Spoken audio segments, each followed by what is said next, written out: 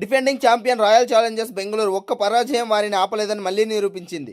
రాజస్థాన్ చేతిలో ఎదురైన ఓటమి కేవలం ఒక హెచ్చరిక మాత్రమే. అసలు తుఫాన్ ఇంకా మిగిలే ఉందని ఈ మ్యాచ్తో ప్రపంచానికి నిరూపించింది. ముంబై ఇండియన్స్పై జరిగిన ఈ హై వోల్టేజ్ మ్యాచ్లో ఆర్సీబీ బ్యాట్స్మెన్స్ గర్జించారు. పవర్ హిట్టింగ్తో స్కోర్ బోర్డును 240 పరుగుల వరకు తీసుకెళ్లి ప్రత్యర్థి బౌలర్లను పూర్తిగా ఒత్తిడిలో పెట్టేశారు. ఇక డిఫెన్స్లో కూడా అదే దూకుడు కొనసాగిస్తూ ముంబైని కేవలం 222 పరుగులకే కట్టడి చేసి అద్భుత విజయాన్ని సొంతం చేసుకున్నారు. ఈ గెలుపుతో ఆర్సీబీ కేవలం మరో విజయం మాత్రమే కాకుండా మేము ఛాంపియన్స్ అన్న మెసేజ్ను మళ్లీ గట్టిగా పంపింది. టోర్నీలో 3వ విజయాన్ని నమోదు చేస్తూ పాయింట్స్ టేబుల్లో 3వ స్థానాన్ని పదిలం చేసుకుంది. ఇప్పుడు అన్ని టీమ్స్కి ఒకే ప్రశ్న, ఈ ఫామ్లో ఉన్న ఆర్సీబీ టీంను ఆపేది ఎవరు అని. Defending champion royal Challengers Bengaluru మళ్లీ విజయాల బాట పట్టింది. శుక్రవారం జరిగిన మ్యాచ్లో రాజస్థాన్ రాయల్స్ చేతిలో పరాజయం పాలైన ఆర్సీబీ తాజాగా ముంబైపై ఘన విజయం సాధించింది.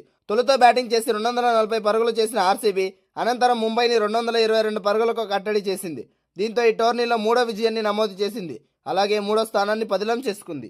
241 పరుగుల లక్ష్యంతో బరిలోకి దిగిన ముంబై బ్యాటర్లు ధాటిగా బ్యాటింగ్ చేయలేకపోయారు. ముంబై బౌలర్లు పరుగులు సమర్పించుకున్న ఇదే పిచ్పై కట్టుదిట్టంగా బంతులేశారు ఆర్సీబీ బౌలర్లు. దీంతో భారీ షాట్లు ఆడేందుకు ముంబై ప్లేయర్లు అవస్థలు పడ్డారు. ఈ క్రమంలోనే ఇన్నింగ్స్ మధ్యలో గాయంతో రోహిత్ శర్మ 13 బంతుల్లో 19 రన్స్ చేసి రిటైర్డ్గా వెళ్లిపోయాడు. కాసేపటికే ర్యాన్ రికల్టన్ 22 బంతుల్లో 37 రన్స్ చేసి తొలి వికెట్గా వెనుదిరిగాడు. ఆ తర్వాత సూర్యకుమార్ యాదవ్ 22 బంతుల్లో 33 రన్స్ చేసి, అలాగే హార్దిక్ పాండ్యా 22 బంతుల్లో 40 రన్స్ చేసి పోరాడిన జట్టును గెలిపించలేకపోయారు. ఓ దశలో ముంబై 200 రన్స్ లోపే పరిమితం అయ్యేలా కనిపించింది. కానీ చివర్లో రూదర్ఫర్డ్ విధ్వంసం సృష్టించాడు. 31 బంతుల్లోనే 9 సిక్సర్లు బాది 71 రన్స్ చేసి అజేయంగా నిలిచాడు. ఓటమి అంతరాన్ని తగ్గించాడు. చివరికి నిర్ణీత 20 ఓవర్లలో ముంబై ఇండియన్స్ 5 వికెట్ల నష్టానికి 222 పరుగులు చేసింది. ఆర్సీబీ బౌలర్లలో కృణాల్ పాండ్యా కట్టుదిట్టంగా బంతులేశాడు. 4 ఓవర్లలో 26 పరుగులు మాత్రమే ఇచ్చి 1 వికెట్ తీశాడు. సుయాష్ శర్మ 2 వికెట్లు తీశాడు. అలాగే జాకబ్ డఫీ, రసిక్ సలాందార్ 1 వికెట్ తీశారు. ఐపీఎల్ 2026లో 3వ విజయం సాధించిన ఆర్సీబీ 6 పాయింట్లతో పాయింట్స్ టేబుల్లో 3వ ప్లేస్లో ఉంది. మరోవైపు 14 ఏళ్ల తర్వాత ఐపీఎల్లో తమ ఆరంభ మ్యాచ్లోనే గెలిచి ఈ సీజన్ను ప్రారంభించిన ముంబై ఆ తర్వాత హ్యాట్రిక్ ఓటములు చవిచేసింది. ఆర్సీబీ తన తర్వాతి మ్యాచ్లో ఏప్రిల్ 15న లక్నో సూపర్ జైంట్స్తో తలపడుతుంది. ముంబై ఇండియన్స్ ఏప్రిల్ 16న పంజాబ్ కింగ్స్తో ఢీకొడుతుంది. ఇంకా Mumbai Indians main bowler Jasprit Bumrah. Cricket ప్రపంచంలో యార్కర్ కింగ్ అని ఎవరిని పిలుస్తారంటే చిన్న పిల్లాడు కూడా జస్ప్రీత్ బుమ్రా అని చెప్తాడు. బ్యాటర్ల గుండెల్లో రైలు పరిగెత్తించడం, వికెట్లను గాల్లోకి ఎగిరేయడం బుమ్రాకు వెన్నెతో పెట్టిన విద్య. కానీ ఐపీఎల్ 2026లో మాత్రం సీన్ రివర్స్ అయ్యింది.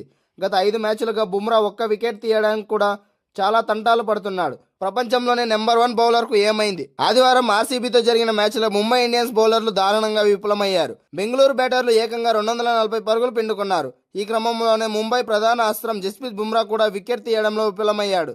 4 ఓవర్లలో 35 పరుగులు ఇచ్చిన బుమ్రా తన జట్టులో అత్యంత పొదుపుగా బౌలింగ్ చేసినప్పటికీ వికెట్ కాలం మాత్రం 0గానే ఉంది. ఈ సీజన్లో ఇప్పటి వరకు ఆడిన 4 మ్యాచ్ల్లో బుమ్రా 1 వికెట్ కూడా తీయకపోవడం చాలా ఆశ్చర్యంగా ఉంది. నిజానికి ఈ వికెట్ల కరువులో ఈ సీజన్తోనే మొదలవ్వలేదు.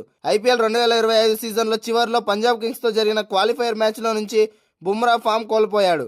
ఆ మ్యాచ్లో 40 పరుగులు ఇచ్చి 1 వికెట్ కూడా తీయలేదు.